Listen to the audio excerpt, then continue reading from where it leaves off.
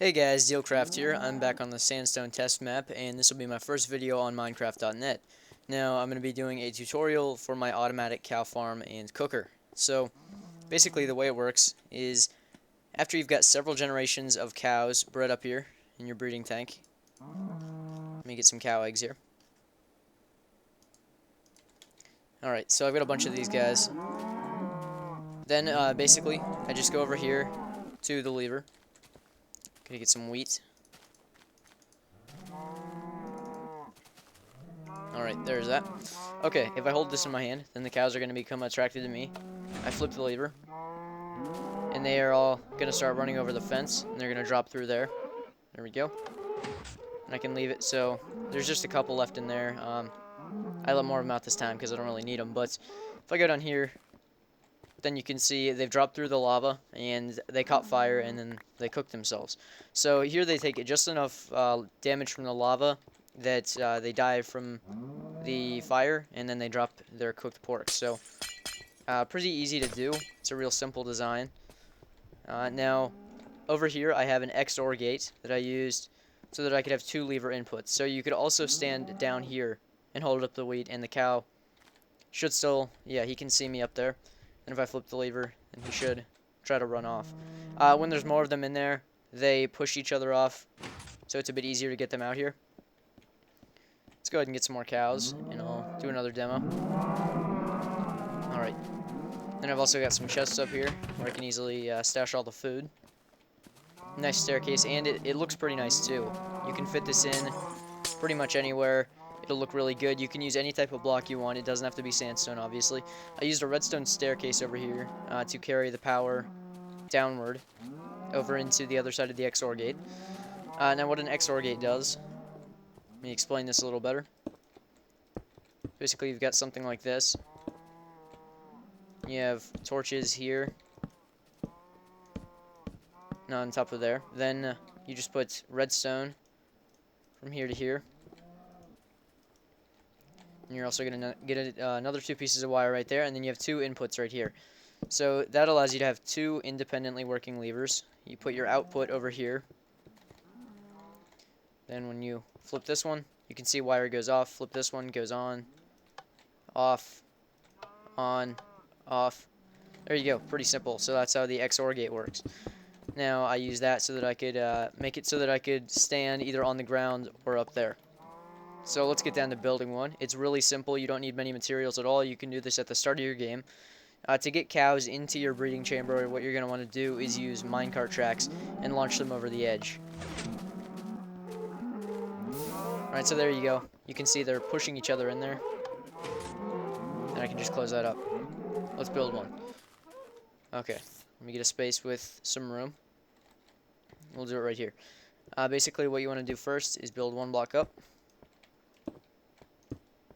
And then just do a 4x4 area of sandstone with a 2x2 hole in the middle.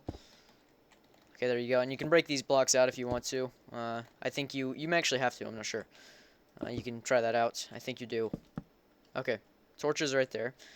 And those are going to be what powers our pistons connected to our fences. Alright, so let's go ahead and get all the materials that we need. Okay, so we're going to need fences so that they can't jump over them. We're going to need some glass. Levers, repeaters, redstone torches. I think that should be good enough for now. Probably forgetting something, but oh well. Then, I believe, need another set of blocks. On top of here. Then you can put your sticky pistons right on there. And your fences go right on top of those sticky pistons.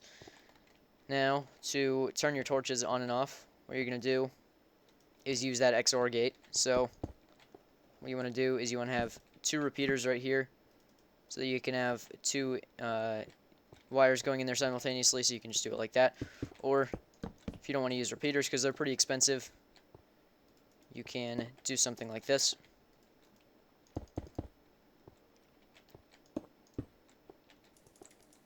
There you go, and your input is right here. So then what you would want to do is you would want to have your XOR gate right here. There's your torches. Let's go ahead and set this up right now. 3 blocks back here. Torch, torch, torch, torch, torch. Redstone on there. There and there. Okay, and there you go. Now whenever one of those torches goes on, there you go. Pretty simple. Now, we're going to use these as our inputs later, so you can also extend these. So that's how I have it set up for the first one. Alright, now I use glass for the rest of this, because you can't put signs on glass, and signs are going to hold your lava in the air. Alright. Sorry if I'm kind of correcting myself here and there. I haven't built one of these in a while, so not going to be great. We need to turn this on.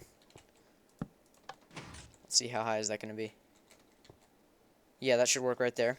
Then you're going to have your platform right here that you're actually going to be standing on. Let's go ahead and give ourselves some room there.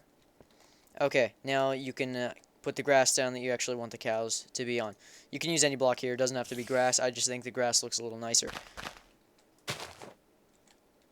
Okay, so I'll go ahead and give them like a 4x4 area here. You can make this pretty much as large as you want.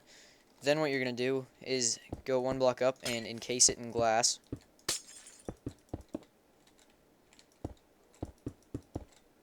So that they can't run out. Even the baby cows are technically 1.5 blocks tall, just because of the way that mechanic works, so baby cows cannot get out, don't worry. Then here, on these 3 blocks, this is so that they don't jump out when they get on top of the fences, just make those a little bit higher. One high. Or one higher.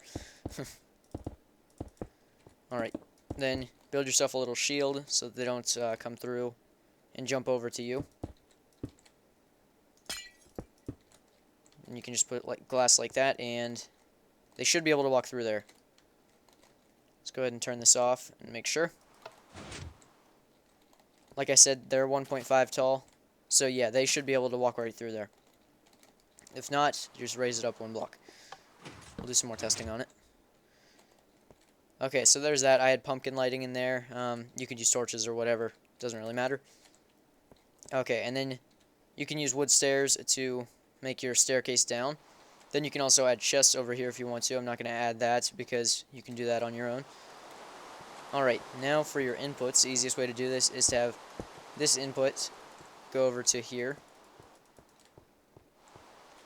Okay, and you can just put a block down like that, lever on there, then you can see that lever will actually toggle it.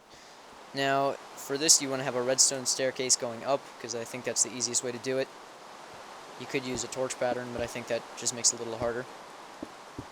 Alright, so we're going to make a staircase up. Knock all those blocks out.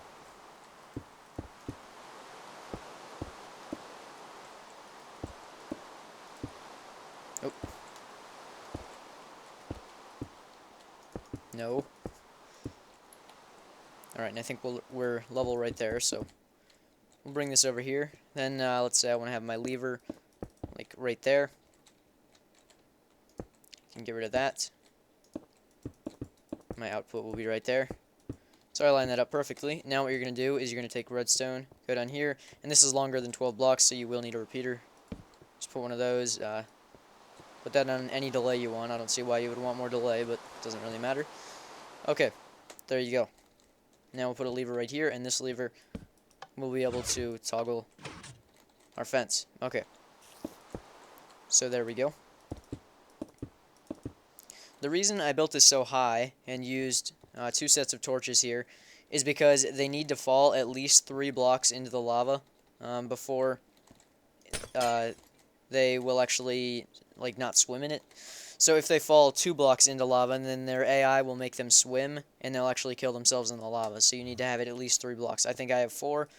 You can do 3 if you want. I'm going to put signs right there, and let's get our lava buckets.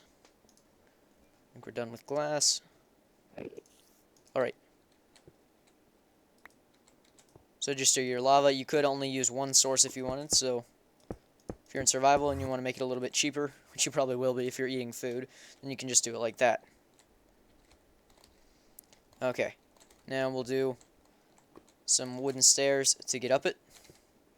And then you can do a little bit of the aesthetic if you want. Okay, there's these. Now you can walk up here, and you can feed them. Okay. So for here, you can just do these going down. You can do a little platform of wood right here.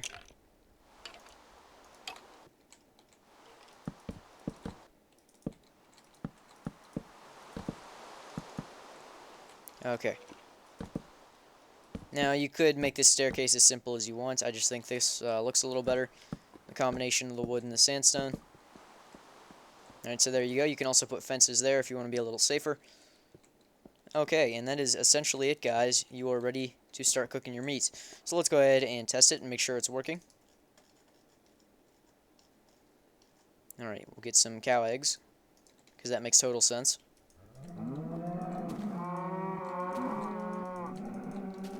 Okay, there you go. So we'll hold our wheat. There's that. There we go. Flip the lever. And they should start rushing out. There you go. Alright, and the more of them you have in there, the more likely they'll be to start jumping in. Wow, that was loud. Okay. Well, there you go, guys. That's pretty much it. Hopefully you enjoyed. It's a really efficient system. You don't have to use coal or anything. It does it all automatically for you. All you have to do is the breeding. See you guys later. DiehlCraft signing out. Hopefully you enjoyed my first Minecraft.net video.